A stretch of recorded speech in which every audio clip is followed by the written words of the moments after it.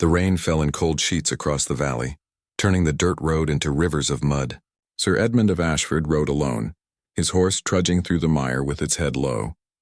The knight's armor was tarnished, dented in places where he had not bothered to repair it.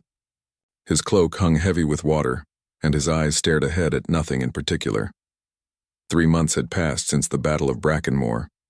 3 months since he had failed to protect his lord when ambushed by enemy knights on the road to the king's court. Lord William had fallen from his horse, struck down by a lance through the chest while Edmund fought off 2 attackers. By the time he turned back, his lord lay bleeding in the mud. The man who had knighted him, who had given him land and purpose, died before Edmund could reach him. The king's court had shown no mercy in its judgment. Edmund was stripped of his lands and titles. He had sworn an oath to serve his liege lord in valor and faith, to protect the weak and defenseless, to live by honor and for glory. He had broken that oath. The fact that he survived while his lord perished was proof enough of his failure. Knights whispered behind his back that he had fled the fight to save his own skin. No one believed otherwise, and Edmund no longer had the strength to defend himself. He wandered now without direction, moving from village to village with no purpose beyond finding the next meal and place to sleep. The coins he carried were few. His sword remained sharp, but he had not drawn it since that terrible day. What use was a blade in the hands of an oath-breaker? The village of Thorndale appeared through the rain like a ghost. Small cottages with thatched roofs clustered together near a stone church. Smoke rose from a few chimneys despite the downpour. Peasants hurried through the muddy lanes, their heads covered with rough cloth hoods. Animals bleated from their pens. The smell of wet earth and livestock filled the air. Edmund guided his horse toward the village center where a small inn stood. The building leaned slightly to one side, its timber frame dark with age and moisture.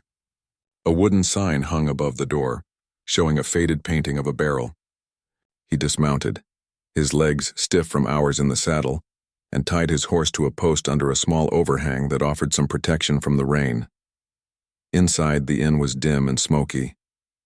A fire burned in the hearth, and a handful of villagers sat at rough wooden tables eating bowls of pottage and drinking weak ale. Conversation stopped when Edmund entered. Peasants always grew quiet around knights, even disgraced ones. They had learned through generations that nobility brought trouble as often as protection. The innkeeper, a thick man with a graying beard, approached cautiously. Edmund dropped 3 copper coins on the counter. The innkeeper nodded and brought him bread, cheese, and a cup of ale without a word. Edmund sat in the corner farthest from the fire, away from the other patrons. He ate slowly, tasting nothing.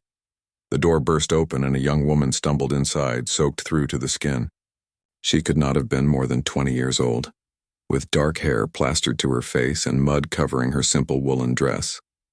She gasped for breath, her eyes wide with fear. Behind her, heavy footsteps splashed through the mud outside. 2 men entered the inn moments later. They wore leather jerkins and carried short swords at their belts. Bandits or hired thugs, Edmund thought. Their kind had grown common on the roads since the wars began.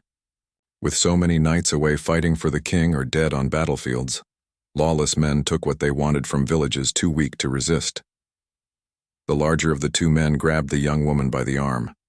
She cried out and tried to pull away, but his grip was iron. The other villagers looked down at their bowls and cups. No one moved to help.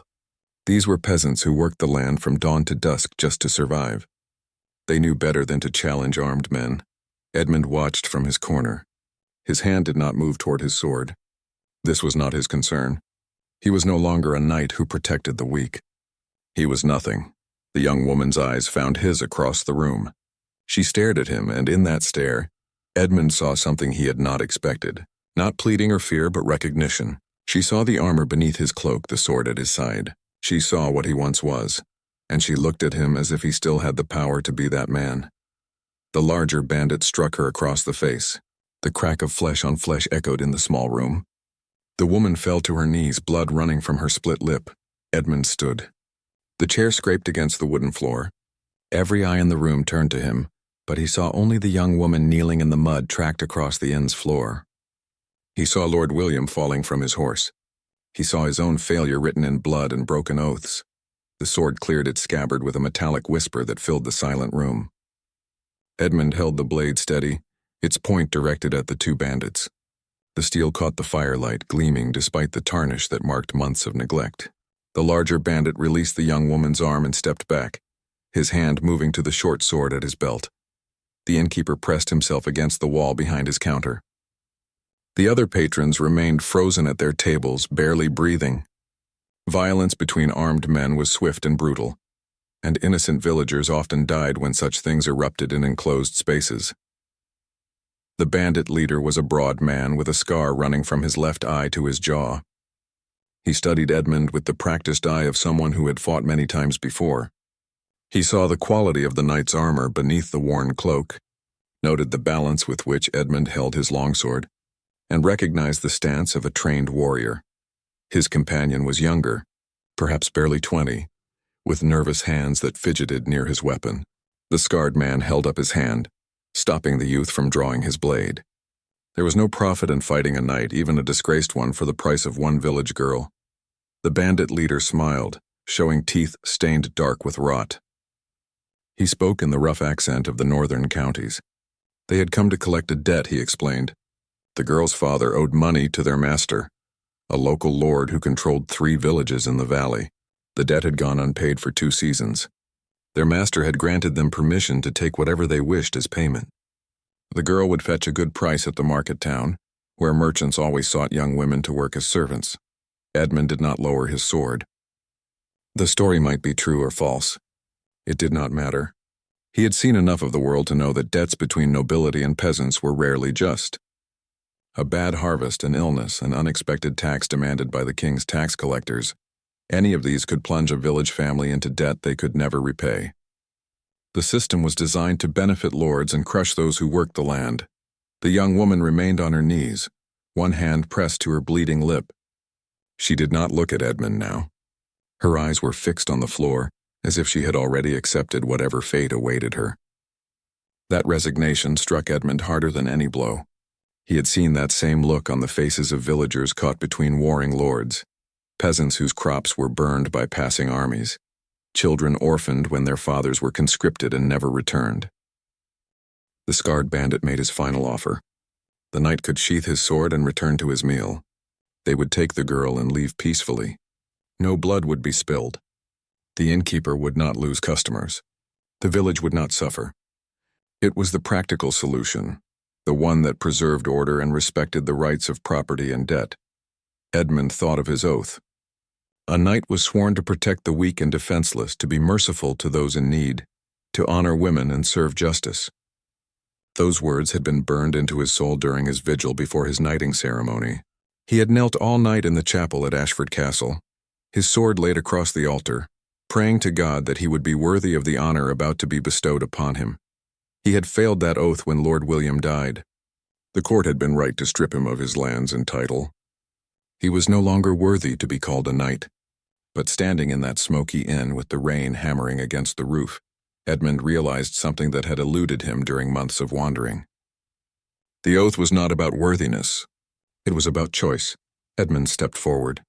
His voice, unused for so long, came out rough but clear. He told the bandits to leave.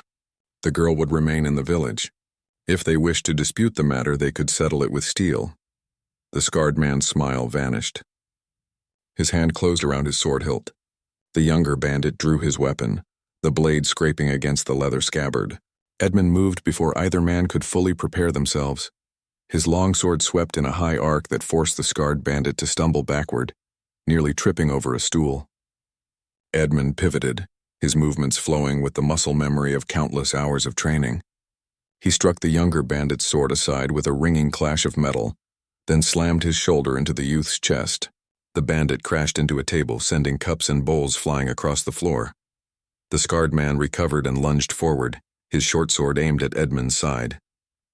Edmund parried the thrust and countered with a slash that tore through the bandit's leather jerkin. Blood welled from a shallow cut across the man's ribs. Not a killing blow, but enough to make the point clear. The bandit's back toward the door. The scarred man pressed his hand against his bleeding side, fury burning in his eyes. He promised that his master would hear of this. The lord who controlled these valleys did not tolerate interference with his business. Edmund would regret this decision. Edmund said nothing. He kept his sword raised until both men fled into the rain. Their footsteps faded into the night, swallowed by the storm. The inn remained silent for a long moment. Then the innkeeper moved, hurrying to right the overturned furniture. The other patrons slowly returned to their meals, though their eyes kept darting toward Edmund with a mixture of fear and something else.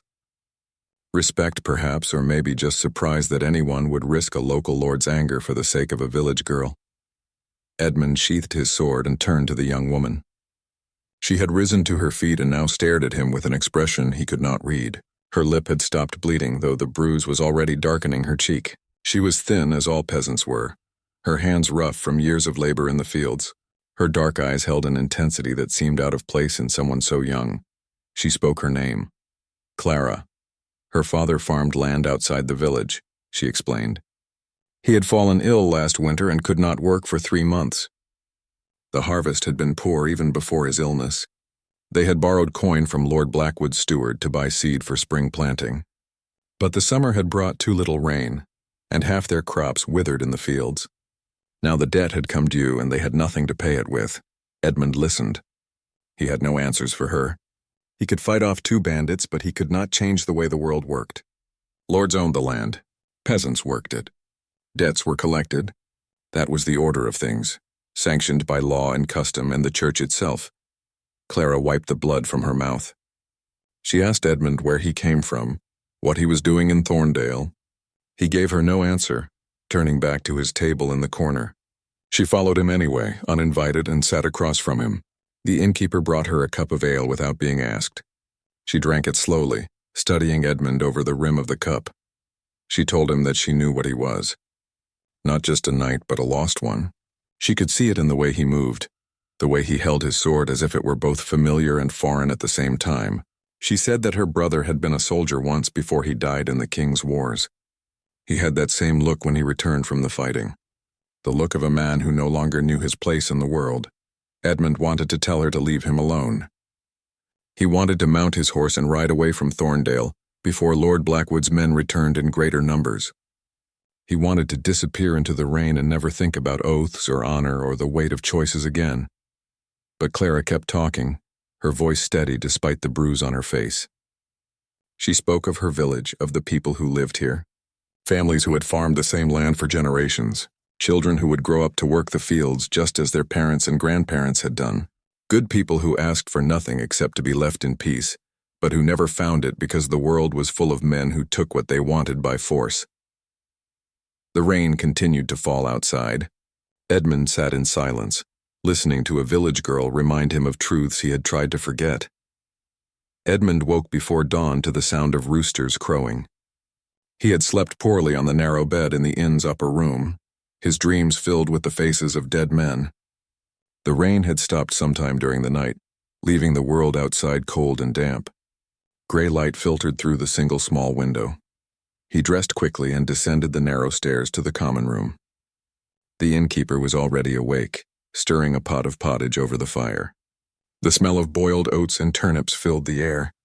A few early risers sat at the tables, peasants who would spend their day working the lord's domain lands before tending their own strips in the village fields. Clara was there, sitting near the hearth. The bruise on her face had darkened to purple during the night. She stood when she saw Edmund, her movements quick and determined. She had brought him bread and cheese wrapped in cloth, she explained. Payment for what he had done the night before. Her family had little, but they would not accept charity. Edmund tried to refuse, but she pushed the bundle into his hands with a stubbornness that reminded him of his sister. He had not thought of Margaret in months. She would be married by now to some knight chosen by their father. He wondered if she ever thought of her disgraced brother. Clara told him that Lord Blackwood's men would return. Everyone in the village knew it. The Lord controlled 3 villages in this valley and ruled them with an iron hand. His steward collected rents and debts without mercy. Those who could not pay lost their land, their livestock, sometimes their freedom. There were families who had been reduced to begging after falling into debt to Lord Blackwood. Edmund asked why the villagers did not appeal to a higher lord or to the king's justice.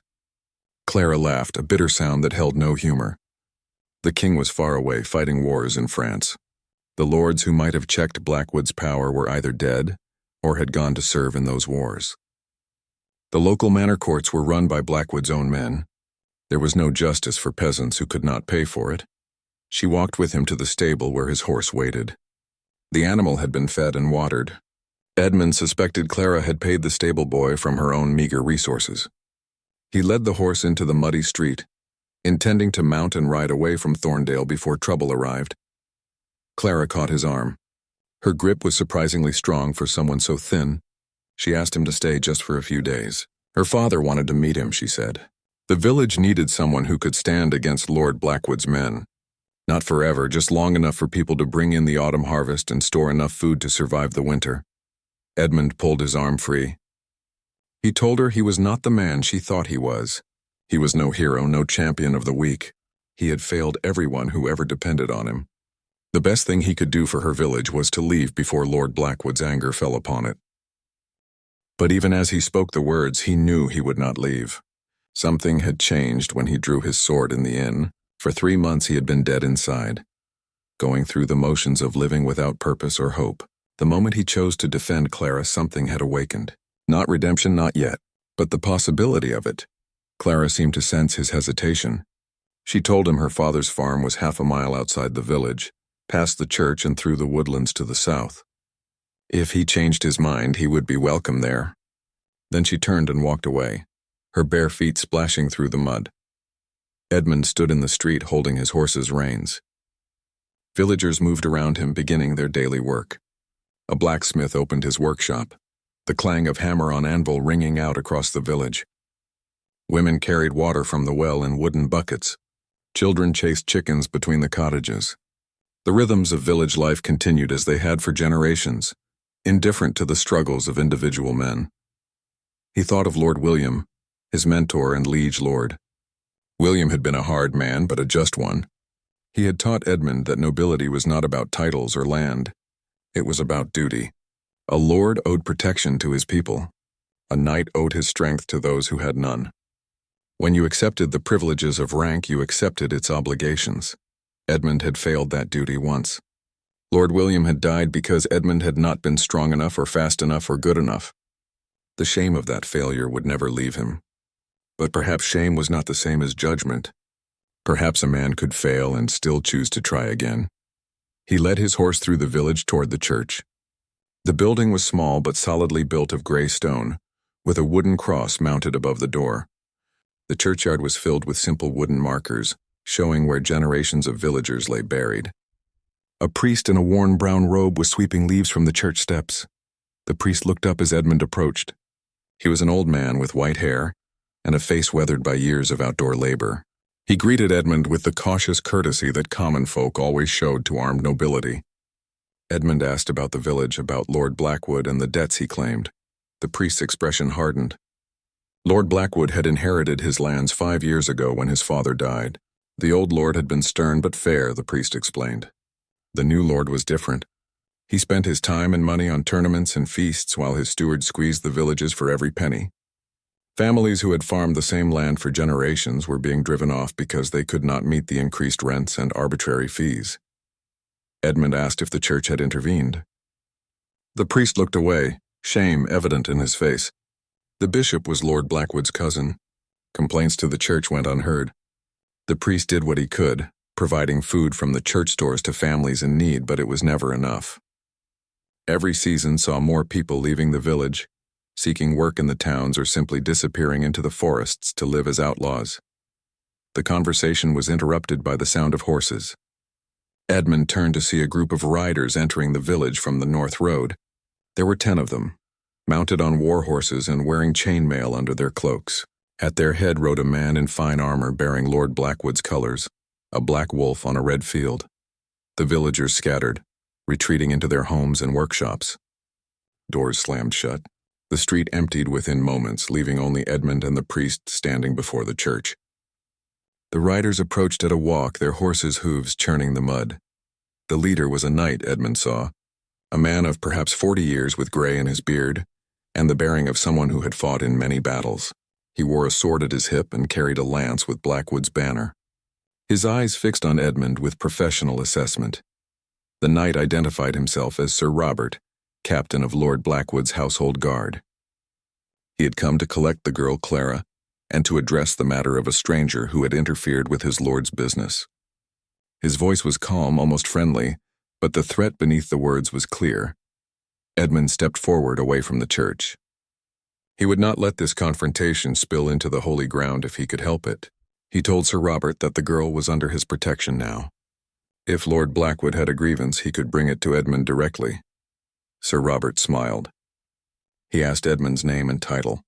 When Edmund gave only his first name and no lands or lord, the smile widened. A landless knight was no knight at all, Sir Robert observed. Whatever Edmund might have been before, he had no authority here. Lord Blackwood's rights over his tenants were absolute within his own lands. Edmund's hand moved to his sword. The gesture was instinctive, born of years of training. Sir Robert's men responded immediately, lowering their lances and forming a line across the street. 10 armed men against 1. The odds were overwhelming. But Edmund had faced worse odds at Brackenmore. He had survived that battle even though his lord had not. He knew that sometimes the purpose of fighting was not to win, but to prove that some things were worth dying for. Before either man could make a move, Clara appeared. She ran from between 2 cottages, her dark hair flying behind her. She positioned herself between Edmund and the mounted knights, her arms spread wide as if she could somehow shield him with her small body. She shouted at Sir Robert that the debt was not valid. Her father had repaid half of it before he fell ill. The steward had accepted the payment and promised to extend the deadline for the rest. But when the deadline came, the steward claimed no payment had been made and demanded the full amount plus interest.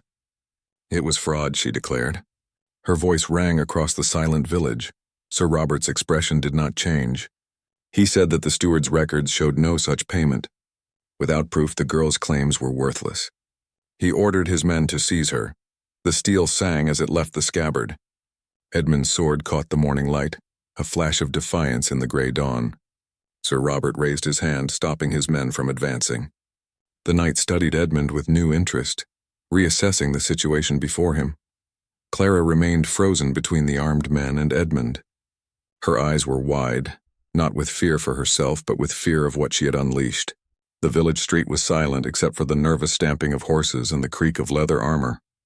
Behind closed doors and shuttered windows, the villagers watched and waited. Sir Robert spoke again, his tone more measured now. He said that he had no wish to kill another knight, even a landless one. The matter could be resolved peacefully if Edmund simply stepped aside. Lord Blackwood would be satisfied with the girl and would forget this incident. Edmund could ride away and no one would pursue him. Edmund's grip on his sword remained steady. He told Sir Robert that the girl's claim of fraud deserved investigation. If her father had made a payment to the steward, there should be witnesses who could testify to it. Let the matter be brought before a proper court, not decided by force. Sir Robert's expression hardened. He explained that Lord Blackwood's Manor Court was the proper venue for such disputes. The Lord himself would hear the case and render judgment, but the girl would need to appear before that court, which meant coming with Sir Robert's men now. He gave his word as a knight that she would not be harmed before the hearing. Clara shook her head violently. She said that her father had already tried to bring the matter before Lord Blackwood's court. The steward had prevented him from even entering the manor hall. 3 other families had attempted to challenge unfair debts and had been thrown off their land for their trouble. Lord Blackwood's court was no court at all, just another tool for extracting wealth from his tenants. The priest stepped forward from the church entrance. His voice was quiet but carried authority. He said that he had witnessed Clara's father making a payment to the steward 6 months earlier. The amount had been 20 silver pennies, half the original debt. The steward had written a receipt and promised to record the payment in his ledgers. The priest had been present because he had loaned the family 10 of those pennies from the church's charity funds. Sir Robert turned his attention to the old priest. He asked if the priest still had his copy of the receipt. The priest's face fell. He admitted that the steward had taken the receipt, promising to replace it with a properly sealed document from Lord Blackwood's chancery. That document had never arrived. It was a common trick, Edmund realized. The steward had deliberately created a situation where no proof of payment existed. Without documentation, Clara's father's word was worthless against the official records of the manor. The system was designed to protect the powerful and trap the weak. Sir Robert shrugged as if the matter was settled. Without proof, Clara's claim had no merit. He ordered his men to take her. The riders began to move forward, spreading out to surround Edmund and the girl. Edmund raised his sword higher. He told Clara to run. She hesitated, torn between self-preservation and something else. Loyalty, perhaps, or a stubborn refusal to let others fight her battles. Edmund shouted at her again, and this time she obeyed, racing back toward the cottages where villagers pulled her inside to safety. Sir Robert sighed, genuinely regretful now. He said that Edmund was forcing him to do something neither of them wanted. 10 armed men against one. The outcome was certain. Edmund would die in this muddy street, and for what? A peasant girl he had known for less than a day? A debt dispute that meant nothing in the larger world? Edmund's answer was to attack. He moved with sudden explosive speed, closing the distance to the nearest horseman before the man could bring his lance into position. Edmund's sword struck upward, catching the rider in the thigh above his mail leggings. The man screamed and fell from his saddle, blood pouring from the wound. The other riders reacted instantly, spurring their horses forward. Edmund rolled beneath the hooves of one mount, came up on the other side and slashed at another rider's leg. The battlefield chaos that had always felt like madness to Edmund now became clarity. There was no time to think about failure or shame or lost oaths. There was only movement and steel and survival. A lance point tore through his cloak and scraped across his mail. Edmund twisted away, grabbed the shaft and pulled the rider off balance. The knight tumbled to the ground. Edmund's sword came down on the man's shoulder, denting the armor but not penetrating it. The knight rolled away and struggled to his feet. Sir Robert had dismounted now, drawing his own sword. He was a skilled fighter, Edmund could see immediately. The captain moved with the confidence of a man who had survived many battles. He called out orders to his men, directing them to surround Edmund rather than charging in where they might strike each other by mistake. Edmund backed toward the church wall, trying to prevent them from getting behind him. His breathing was labored, his old wounds from Brackenmore aching. He was one man, and they were 9 now that one rider was down. Even if he fought like a demon, the mathematics of combat would eventually win. A blade would find a gap in his armor. He would slow, tire, make a mistake. Then it would be over, but Edmund found that he did not care. For 3 months he had been waiting to die, carrying his shame like a weight that grew heavier each day. Now, facing certain death to protect a village girl from an unjust debt, he felt lighter than he had since the Battle of Brackenmore. If these were his last moments, at least they had meaning. Sir Robert advanced carefully, his sword held in a guard position. He spoke as he moved, telling Edmund that there was still time to yield. A knight who surrendered to another knight would be treated with honor, held for ransom rather than killed. Edmund could live through this morning if he simply laid down his sword. Edmund's response was to attack again. His blade met Sir Robert's with a ringing crash. The 2 men exchanged a flurry of blows, testing each other's skill. Sir Robert was good, but Edmund had been trained by Lord William, one of the finest swordsmen in the realm. The techniques came back to him now, muscle memory overriding conscious thought. The fight was interrupted by a shout from the north end of the village.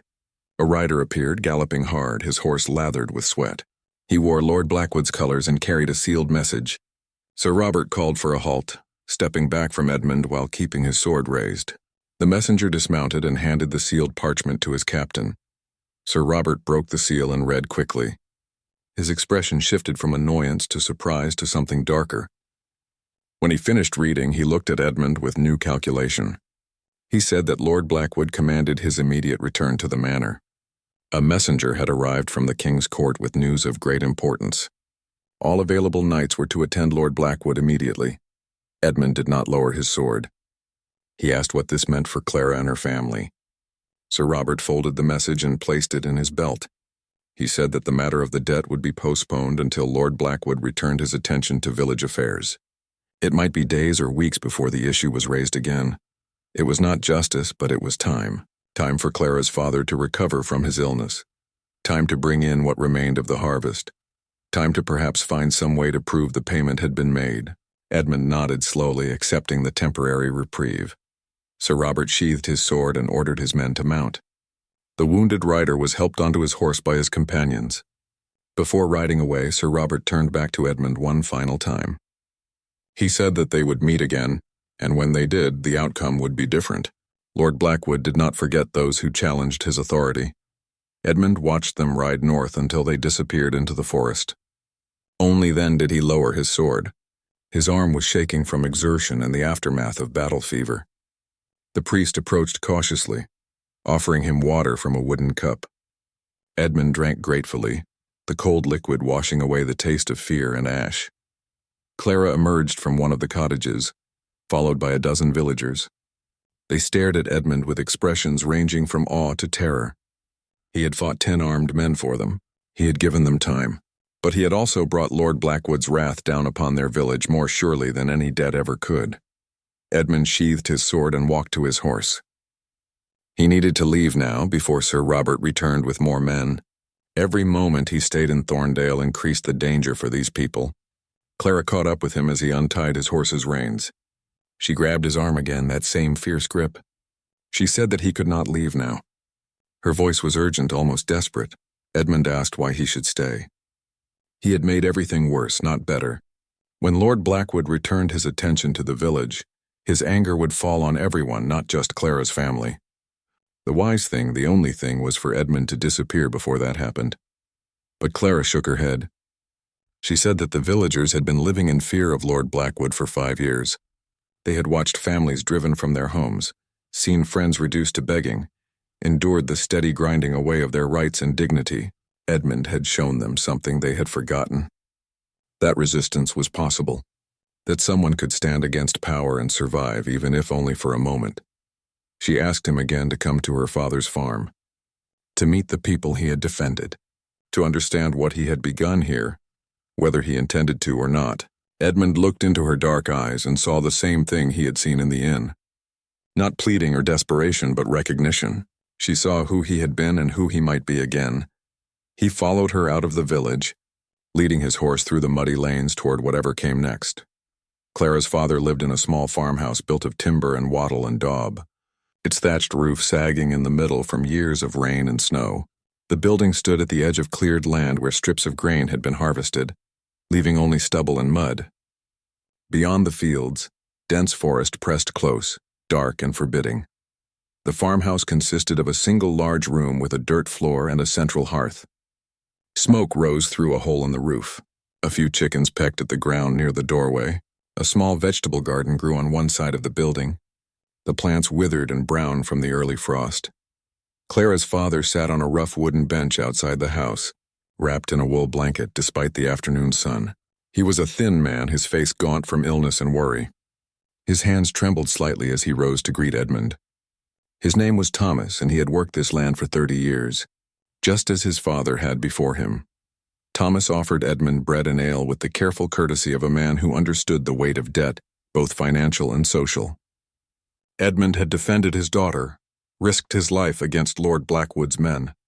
That created an obligation that Thomas could never fully repay, but he would try. Edmund accepted the offered food, recognizing that to refuse would be an insult.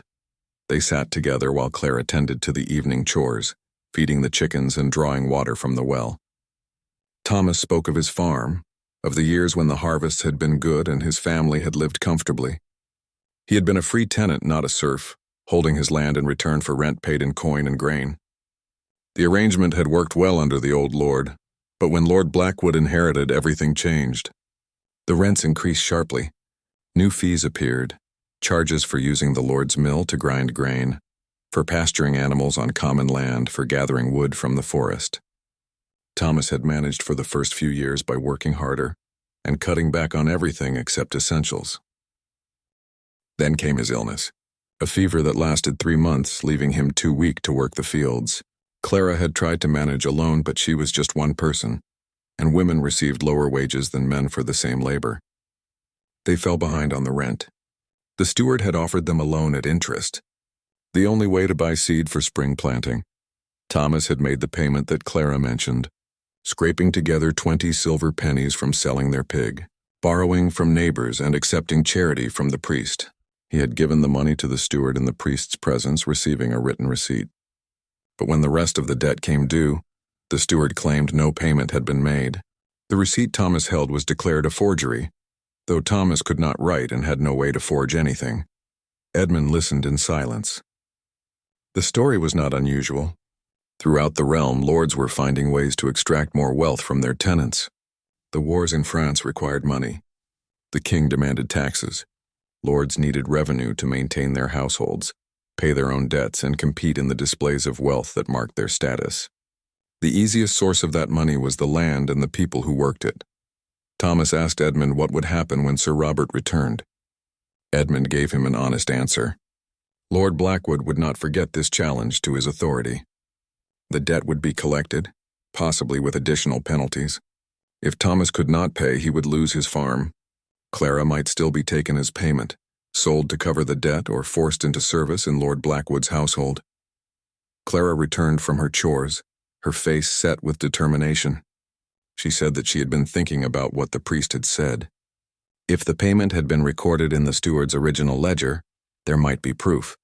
Someone who worked in Lord Blackwood's manor house might have access to those records. If they could obtain the original ledger page, they could prove the fraud. Thomas shook his head wearily. He said that no one in Lord Blackwood's service would risk their position to help a tenant. The consequences for being caught would be severe. Besides, the steward probably destroyed the original record as soon as he decided to claim the payment was never made. But Clara was not deterred. She knew a girl who worked in the manor house, a servant named Anne who had grown up in Thorndale. Anne had been taken into service 2 years ago when her own family fell into debt. She might be willing to help, especially if she thought it would expose the steward's corruption. Edmund pointed out the obvious problem. Even if they obtained proof, where would they bring it? Lord Blackwood's manor court was controlled by the Lord himself. The steward would simply deny the evidence or claim it was fabricated. The system offered no real avenue for justice when the Lord chose to abuse his power. Clara looked at Edmund with those intense dark eyes. She asked if there was no higher authority they could appeal to. What about the king's justices? Edmund explained that the king's courts dealt with serious crimes and disputes between lords, not matters of debt between a lord and his tenants. Manor courts had jurisdiction over such issues, and their decisions were rarely overturned unless someone with significant power chose to intervene. The conversation was interrupted by the sound of horses approaching. Edmund's hand went to his sword instinctively, but the riders who emerged from the forest path were not Lord Blackwood's men. They were villagers from Thorndale, 8 men and 3 women, all on foot except for one old man riding a donkey. The villagers gathered outside Thomas's farmhouse, hesitant and uncertain. The old man on the donkey was the blacksmith, a broad-shouldered figure named William who still carried himself with the strength of his trade despite his gray hair. He spoke for the group, his voice gruff but respectful. They had come to offer their thanks to Edmund and to discuss what should be done. Sir Robert would return eventually, bringing more men and Lord Blackwood's full authority. When that happened, the village would need to make a choice. They could surrender Clara and accept Lord Blackwood's justice, preserving an uneasy peace. Or they could resist, knowing that resistance would bring down the Lord's wrath on all of them. William the blacksmith said that he was tired of living in fear. For 5 years they had watched Lord Blackwood's steward bleed the village dry. Good families had been driven away. The remaining tenants worked harder each year for less. If they did nothing now, the pattern would continue until there was nothing left of Thorndale but empty cottages and abandoned fields. One of the women, a farmer's wife named Margaret, disagreed. She said that resistance was suicide. They were peasants, not warriors. Lord Blackwood had knights, men-at-arms, connections to other lords. If Thorndale became a problem, he would make an example of them. Villages had been burned for less. She had children to think about, and she would not see them starve or worse for the sake of pride. The argument grew heated, voices rising in the gathering dusk. Edmund watched these people struggle with an impossible choice. They were caught in a system designed to keep them powerless. Whatever they decided would bring suffering. The only question was what kind of suffering and for whom. Clara stood and walked to the center of the gathering. Her voice cut through the argument, clear and strong. She said that she would make the choice for them. Tomorrow she would go to Lord Blackwood's manor and surrender herself to his justice. Her father's debt would be satisfied, and the village would be spared. It was the only way to protect everyone else. Thomas tried to object, but Clara silenced him with a look. She had thought about this carefully, she said. If she ran, Lord Blackwood would punish the entire village. If she fought, people would die. But if she went willingly and accepted whatever judgment Lord Blackwood rendered, the matter would be closed. The village could go back to the way things were before Edmund arrived. Edmund stood abruptly. He asked Clara if she truly believed Lord Blackwood would be satisfied with her surrender. The Lord's authority had been challenged in front of his own men. Sir Robert had been forced to retreat without accomplishing his mission. Lord Blackwood would want more than just the resolution of one debt. He would want to reassert his power, to remind everyone in his domain what happened to those who resisted. The gathering fell silent. They all knew Edmund was right. Lord Blackwood's justice would not be merciful. Clara might be taken into service, or she might be sold, or she might face worse, and the village would still suffer, because lords remembered insults and found ways to punish entire communities for the actions of individuals. William the blacksmith spoke again. He asked Edmund what a knight would do in their situation. Not a lord or a man with power, but a knight sworn to protect the weak. Edmund had risked his life for Clara once already. Did he have any counsel for them now when the real test was coming? Edmund looked at the faces surrounding him. Farmers and craftsmen, wives and mothers, people who worked from dawn to dusk just to survive. They were asking him to give them hope, to tell them that their struggle mattered. But Edmund's own oath had failed him. He had no wisdom to offer, no solution that would save them. He told them the truth. He was not a knight anymore. He had lost that right when he failed to protect his lord. He was just a man with a sword, no different from any hired blade. If they wanted his help, he would give it. He would stand with them when Sir Robert returned. But he could not promise victory or justice or any happy ending. All he could offer was the willingness to fight, and the certainty that fighting would be hard and bloody and might accomplish nothing in the end. The villagers exchanged glances, weighing his words. Some looked disappointed, having hoped for a hero who would solve all their problems. Others seemed almost relieved to hear someone speak honestly about the costs of resistance. William the blacksmith nodded slowly, as if Edmund had confirmed something he already suspected. Clara stepped forward and placed her hand on Edmund's arm. She said that he was wrong about one thing. He was still a knight, not because of any title or land, but because he had kept his oath when it mattered. He had protected her when he had every reason to walk away. That made him more of a knight than most of the men who wore the title. Edmund wanted to argue, to explain about Brackenmore and Lord William and all the ways he had failed. But looking at Clara's face, bruised and determined, he realized that she was not interested in his past. She cared about what he chose to do now in this moment, with these people who needed him. He asked the villagers to give him 2 days. In that time, he would see if there was any way to prove the steward's fraud. If they could present solid evidence to someone with authority, someone outside Lord Blackwood's control, they might force a real investigation. It was a slim chance, but it was better than either surrender or hopeless resistance. The gathering broke up slowly, the villagers returning to Thorndale in the gathering darkness. Edmund remained at Thomas's farm, accepting the offer of shelter in the small barn beside the house. He lay in the hay that night, listening to the sounds of the forest and thinking about oaths, both the ones he had broken and the ones he might yet keep. Edmund woke to the sound of Clara drawing water from the well. The sky was still dark, the stars fading as dawn approached. He rose from the hay and stepped outside, the cold morning air sharp in his lungs. Frost covered the ground, sparkling in the pre-dawn light. Clara saw him and nodded a greeting. She looked tired, as if she had not slept. Her bruised face was set with determination. She told Edmund that she had been thinking about Anne, the servant girl who worked in Lord Blackwood's manor house. If they were going to find proof of the steward's fraud, they needed to act before Sir Robert returned with more men. Edmund agreed. They had little time and fewer options. He asked Clara how they could reach Anne without alerting Lord Blackwood's household. Clara explained that Anne sometimes came to Thorndale on market days to purchase supplies for the manor kitchen. The next market day was 3 days away, too long to wait. But Anne had family in the village, a younger sister who might be able to carry a message. By the time the sun rose, they were walking back to Thorndale. Thomas remained at the farm, still too weak from his illness to make the journey. Edmund wore his sword openly now, no longer trying to hide what he was. The villagers they passed on the road stared at him with a mixture of hope and fear. Word had spread about his confrontation with Sir Robert. Some saw him as a defender. Others saw him as the spark that would set their world aflame. They found Anne's sister working in the village bakehouse, helping the baker prepare the day's bread. Her name was Beth, a girl of perhaps 15 with flour dusting her dark hair. She listened to Clara's request with wide eyes, clearly frightened by the danger involved. But when Clara mentioned that this might be the only way to help Anne and other servants trapped in Lord Blackwood's household, Beth agreed to carry the message. The plan was simple, but risky. Beth would walk to Lord Blackwood's manor that afternoon, claiming she needed to deliver a message to her sister about their ailing mother. Once she reached Anne, she would ask if the servant girl could access the steward's records. If the original ledger page showing Thomas's payment still existed, Anne might be able to steal it or at least confirm its contents.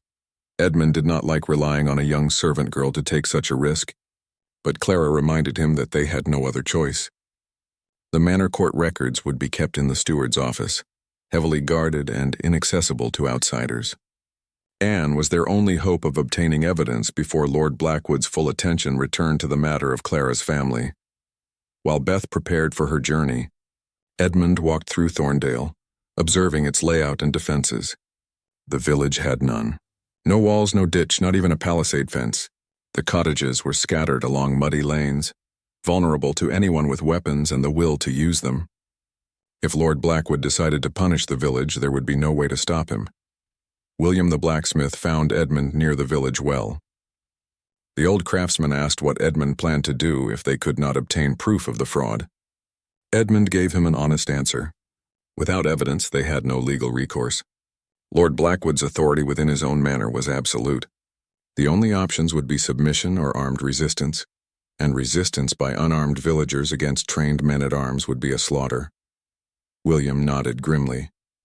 He had expected that answer, but he wanted Edmund to know that some of the villagers were prepared to fight anyway, not because they thought they could win, but because they were tired of living in fear.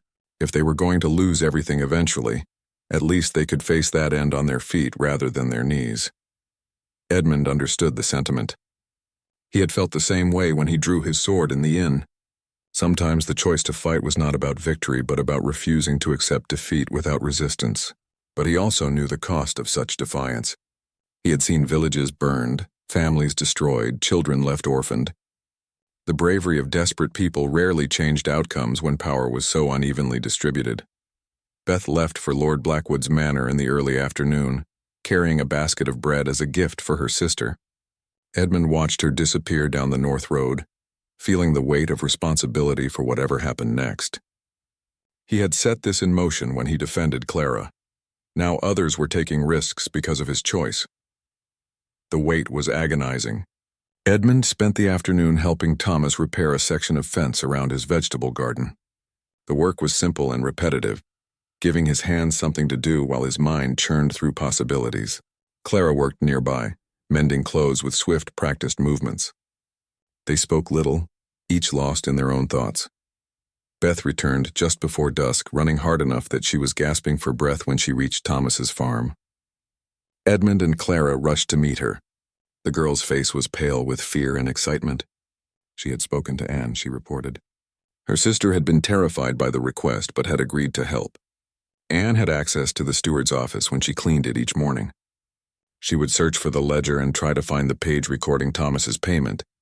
But there was more news, Beth said. Lord Blackwood had returned to his manor that afternoon. Whatever business had called him away was concluded. Sir Robert and his men were with him, and the captain had given a full report about the incident in Thorndale. The entire household was talking about the landless knight who had challenged the Lord's authority. Lord Blackwood was furious, Beth said. He had ordered Sir Robert to gather more men and return to Thorndale within 2 days to settle the matter permanently. 2 days. Edmund felt the timeline closing around them like a trap. Even if Anne found the evidence, they would need to present it to someone with authority before Lord Blackwood's forces arrived. But who? The manor court was controlled by Lord Blackwood himself. The nearest royal justice was weeks away, and they had no money to travel or hire legal counsel. Clara asked about the bishop. The church had its own courts and could investigate allegations of corruption. But Edmund reminded her that the bishop was Lord Blackwood's cousin, as the priest had mentioned. An appeal to the church would likely go nowhere unless they had overwhelming evidence and powerful witnesses. The priest arrived at the farm as darkness fell, summoned by Beth. He listened to their predicament in silence, his weathered face troubled. When they finished explaining the situation, he sat quietly for a long moment considering. Then he told them about Sir Geoffrey of Wendham, a knight who held lands 2 days' ride to the east. Sir Geoffrey was known as a stern but just man, the priest explained. He had served as a royal justice in his younger years and still heard cases that were brought to his attention. More importantly, Sir Geoffrey had no love for Lord Blackwood. The two men had quarreled years ago over a boundary dispute, and Sir Geoffrey had sided with the peasants who worked the contested land. If they could reach Sir Geoffrey and present their evidence, he might be willing to intervene. Edmund saw the problem immediately. 2 days' ride to reach Sir Geoffrey, time to present the case and convince him to act, then the journey back. They would never accomplish it before Lord Blackwood's men arrived. And they still did not have the evidence. Anne might not find anything, or she might be caught trying to steal documents from the steward's office. But Clara was not ready to give up. She proposed that Edmund leave immediately for Sir Geoffrey's estate. Meanwhile, she would wait for Anne to search the steward's office. If the servant girl found proof of the fraud, Clara would follow Edmund to Sir Geoffrey's lands with the evidence. It would be dangerous for her to travel alone, but villagers made such journeys regularly to visit family or seek work in towns. She could pass as just another peasant girl on the road, Edmund objected. Lord Blackwood would be watching for Clara specifically. If she was caught, the consequences would be severe, but Clara pointed out that staying in Thorndale was equally dangerous. When Sir Robert returned, the first thing he would do was seize her. At least on the road she had a chance of escaping. Thomas added his voice to his daughter's argument. He told Edmund that Clara was stronger and smarter than people gave her credit for. She had kept their farm running during his illness, made hard decisions, survived in a world designed to crush people like her. If she said she could make the journey, Edmund should trust her. Edmund looked at Clara in the flickering firelight. He saw in her the same determination that had made her stand up to the bandits, the same refusal to accept injustice that had brought her to his table in the inn. She was right that staying meant certain capture, and she was right that they needed someone to wait for Anne's evidence. But the thought of leaving her behind, of putting her in danger while he rode to safety, violated everything his oath had taught him. Clara seemed to read his thoughts. She told him that this was not about protecting her anymore. It was about protecting all of them, everyone in Thorndale who would suffer when Lord Blackwood's wrath descended. Edmund could do more good by reaching Sir Geoffrey than by staying to fight a battle he could not win. Sometimes protecting people meant making strategic choices rather than heroic gestures. The word struck Edmund like a physical blow. Lord William had told him something similar once, during a campaign when Edmund was young and eager to prove himself. A knight's duty was not to seek glory but to serve effectively. The most important question was not whether an action made you feel brave, but whether it actually helped the people you were sworn to protect. Edmund made his decision. He would leave at first light for Sir Geoffrey's estate. Clara would wait one more day for Anne to search the steward's office. If the servant girl found evidence, Clara would follow with it. If not, she would flee Thorndale before Sir Robert arrived, and try to disappear into one of the larger towns, where Lord Blackwood's reach was less certain. The priest offered to provide Clara with a letter of introduction to contacts he had in the town of Westbury, halfway to Sir Geoffrey's lands. If Clara needed shelter or help, the letter would identify her as someone under the church's protection. It was a small gesture, but in a world where most peasants had no documentation or legal identity, such a letter could mean the difference between assistance and suspicion. They spent the rest of the evening preparing. Edmund checked his horse's shoes and equipment, making sure everything was ready for hard travel. Clara packed a small bundle of food and clothing, preparing for her own journey. Thomas sat by the fire, his face drawn with worry but accepting the choices his daughter had made. Before he slept, Edmund spoke with Clara alone outside the farmhouse. He told her that if anything went wrong, if Lord Blackwood's men came before she could escape, she should tell them that Edmund had forced her to help him, that he had threatened her family and coerced their cooperation. It would not save her completely, but it might reduce her punishment. Clara refused. She said that she had made her own choices and would accept the consequences. She was not a child to be protected from her own decisions. Whatever happened, she wanted it recorded that she had acted of her own will, trying to defend her family and her community. That mattered more to her than any reduction in punishment. Edmund recognized the iron in her voice. It was the sound of someone who had found their own oath, their own code that they would not violate regardless of cost. He wondered if this was what it meant to have honor, not some abstract code learned in a castle chapel, but a personal commitment to principles chosen through suffering and hardship. He promised her that he would return, whether with Sir Geoffrey's help or alone. He would not abandon Thorndale to face Lord Blackwood without him. Clara smiled at that, a brief warm expression that transformed her bruised face. She said that she believed him, which was why she had asked for his help in the first place. She had seen in him what he had forgotten about himself. Edmund rode out before dawn while the stars still glittered in the cold sky. He looked back once at Thomas's farm where Clara stood watching him leave.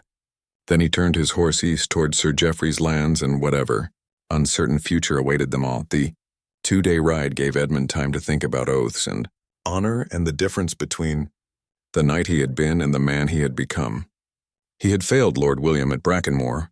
That failure would always be part of him, a scar on his soul that would never fully heal. But perhaps failure did not have to define him. Perhaps a man could break one oath and still choose to keep others. He thought about Clara and her fierce determination to protect her family. He thought about the villagers of Thorndale, caught between impossible choices. He thought about Anne, the servant girl risking everything to expose corruption. These were not knights or nobles. They had no training in arms, no legal rights, no power except the power to choose how they faced injustice. Edmund had spent 3 months believing he was nothing because he had lost his title and lands. But watching Clara stand between him and Lord Blackwood's men, seeing her refuse to accept defeat, he realized that nobility was not about what you possessed. It was about what you chose to defend when you had nothing left to lose. Sir Geoffrey's manor appeared at dusk on the second day. It was a substantial fortified house with a wooden palisade and a stone tower, far more impressive than Lord Blackwood's holdings. Edmund announced himself to the guards at the gate, giving his true name and lineage for the first time since Brackenmore. Sir Edmund of Ashford, formerly a knight in service to Lord William, seeking audience with Sir Geoffrey on a matter of justice. The guards admitted him, and he was brought before Sir Geoffrey in the manor's great hall. The older knight was a broad man with gray hair and shrewd eyes that missed nothing.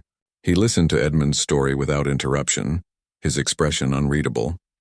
When Edmund finished, Sir Geoffrey asked hard questions about proof, about witnesses, about whether this was truly a matter of justice or simply the complaint of tenants who did not want to pay their legitimate debts. Edmund answered honestly. He explained about the priest's testimony, about the missing receipt, about the steward's pattern of fraud against other families. He admitted that they did not yet have documentary proof, but that a servant girl was searching for it. He acknowledged that he was a landless knight with no authority, asking Sir Geoffrey to intervene in another lord's domain, based on incomplete evidence. Sir Geoffrey stood and walked to the window, looking out over his own lands. He said that he had heard of Edmund, had heard about Brackenmore and the death of Lord William. The story had spread among the nobility, a cautionary tale about knights who failed their duty. Edmund felt shame rise in his chest, but he forced himself to meet Sir Geoffrey's gaze. The older knight turned back from the window. He said that he had also failed once, years ago. He had been part of a garrison that surrendered a castle to enemy forces, choosing survival over a hopeless last stand. Other knights had called him a coward. His reputation had been damaged for years. But he had learned that failure was not the end of a man's story unless he chose to make it so. Sir Geoffrey agreed to help. He would ride to Thorndale with his own men-at-arms and demand that Lord Blackwood submit the matter to independent arbitration. It would not be easy, and Lord Blackwood might refuse, but the attempt was worth making, especially if they obtained solid evidence of the steward's fraud. He told Edmund to rest, and they would leave at dawn. Edmund slept that night in a real bed for the first time in months, but his dreams were troubled. He dreamed of Clara traveling alone on the road, of Anne being caught stealing documents, of Thorndale burning. He woke before dawn, filled with urgency. They needed to reach the village before Sir Robert's forces arrived. The ride back to Thorndale took a day and a half, pushing the horses hard. Sir Geoffrey brought 6 men-at-arms. Enough to make Lord Blackwood think twice about using force, but not enough to constitute an army. They were riding to uphold justice, Sir Geoffrey explained, not to start a war between lords. They reached Thorndale in the afternoon of the third day since Edmund had left. The village was quiet, too quiet. No children played in the streets. No smoke rose from cottage chimneys. Edmund felt dread settle in his stomach like a stone. They found the villagers gathered in the churchyard. Clara stood at the center of the crowd, alive and unharmed, clutching a piece of parchment. When she saw Edmund, relief flooded her face. She had been waiting for him, she said. Anne had found the evidence. The document was a page torn from the steward's ledger, showing Thomas's payment of 20 silver pennies, and the steward's note that the remaining debt would be due at harvest time. Anne had copied it in her own hand before replacing the original, knowing that stealing the actual page would be immediately noticed. Her testimony, combined with the priest's witness and the copy of the record, might be enough to prove fraud. But there was more news. Lord Blackwood and Sir Robert were already in Thorndale. They had arrived that morning with 20 men-at-arms demanding that Clara surrender herself. The villagers had gathered at the church, claiming sanctuary and refusing to hand her over. It was a delaying tactic, but it had worked for now. Lord Blackwood was camped at the north end of the village waiting. Sir Geoffrey examined the copied document carefully. He asked Clara detailed questions about Anne's access to the records, about the priest's testimony, about the timing of events. Finally, he nodded. He said that the evidence was compelling enough to demand an investigation. He would present the case to Lord Blackwood personally and insist on independent arbitration by the King's Justice. They walked together through Thorndale to where Lord Blackwood waited. Edmund saw him for the first time. A tall man in expensive armor with the bearing of someone accustomed to absolute authority within his domain. Sir Robert stood at his side, his face darkening when he saw Edmund. Sir Geoffrey made his case clearly and forcefully. He presented the evidence of fraud, called for independent investigation, and invoked his authority as a former royal justice. Lord Blackwood listened with barely concealed anger. He argued that his manor court had already judged the matter, that his steward's records were legitimate, that outsiders had no authority to interfere with his governance of his own lands. The confrontation might have ended in violence, but the villagers had gathered behind Edmund and Sir Geoffrey. 50 people, armed with nothing but farm tools and stubborn courage, standing witness to the exchange. They could not fight trained men-at-arms, but their presence changed the calculation. If Lord Blackwood used force now, word would spread. Other lords would hear that he had suppressed evidence of fraud, had defied a former royal justice, had struck down unarmed villagers defending their rights. Lord Blackwood agreed to arbitration. The case would be brought before the King's Justice at the next regional court session, 2 months away. Until then, Clara and her family would not be molested. The steward would be questioned about his record-keeping. If fraud was proven, the debt would be cancelled and restitution made. If not, the debt would be collected according to law. It was not perfect justice, but it was enough. Clara would have time to help her father recover. The village would have time to bring in the harvest. And Edmund had kept his oath, not the one that had broken at Brackenmore, but the new one he had made when he drew his sword in the inn. As Lord Blackwood and his men withdrew, Clara found Edmund in the crowd. She thanked him for returning, for bringing help, for not abandoning them. Edmund told her that she was the one who had saved herself and her village. He had just been the sword. She had been the courage. Clara smiled, that same warm expression that transformed her face. She said that he was wrong. A sword without someone willing to draw it was just metal. He had chosen to be drawn, to fight, to stand for people who had no power. That choice had reminded him who he truly was. Edmund looked at the villagers of Thorndale, at the small church where they had claimed sanctuary, at the fields where families had worked for generations. He thought about oaths and honor and the difference between titles and truth. He had lost his lands and his position at Brackenmore. But standing in this muddy village beside a peasant girl with a bruised face and an iron will, he found something he thought was gone forever. He had found his oath again. Not the words he had spoken in a castle chapel, but the meaning behind them. To protect the weak, to serve justice, to stand against power when power became tyranny. Clara had not reminded him of who he was. She had shown him who he could choose to be. Sir Geoffrey offered Edmund a place in his household, a chance to rebuild his reputation through service. Edmund accepted, knowing that the road ahead would be long and difficult. But for the first time since Lord William's death, he could see that road clearly. It led forward, not back. It led toward redemption, earned not through titles or land, but through choices made each day. As the sun set over Thorndale, Edmund stood beside Clara and her father, watching the villagers return to their homes. The battle was not over. The king's justice was months away, and Lord Blackwood would not forget this challenge. But for tonight they had won something precious. Time, hope, and the knowledge that even in a world built to crush them, ordinary people could resist when someone stood beside them. Edmund had lost his oath at Brackenmore, but a village girl with mud on her feet and fire in her eyes had helped him find it again, not in words spoken long ago, but in choices made when everything else was stripped away.